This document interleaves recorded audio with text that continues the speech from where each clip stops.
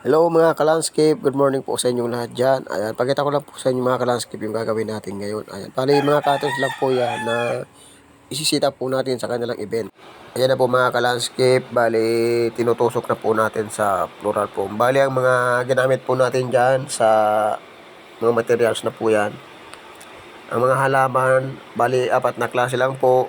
Rapis, tea-plant, saka papwa, tapos song of India o variegated Jamaica.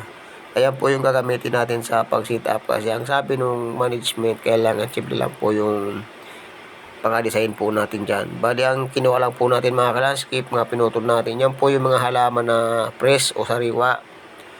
Ayan, yan na naman po mga halaman na yan mga ka-landscape. Hindi naman po yan masasayang kasi after po ng event, kukunin po natin yan para paugatin po natin.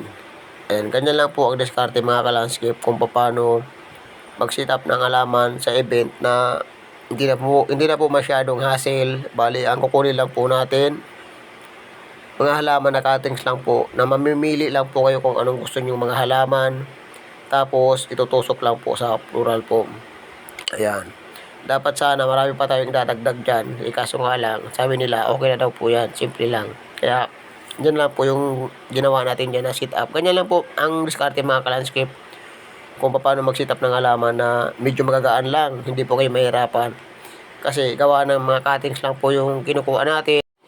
Ayan, ganyan lang po ang diskarte mga ka-landscape para kahit paano magkaroon po kayo ng ideya kung paano mag-sit up ng mga halaman. Ayan, gamit lang po ay floral foam, cuttings. Ayan, mamili lang po kayo kung anong klase mga halaman na pwede nyo pong i-design. Ayan, ganyan lang po ang diskarte mga ka-landscape para kahit paano mayroon po kayong matutunan sa aking mga ginagawa. Lalong-lalo na po sa pagpapaugat ng iba-ibang klaseng halaman.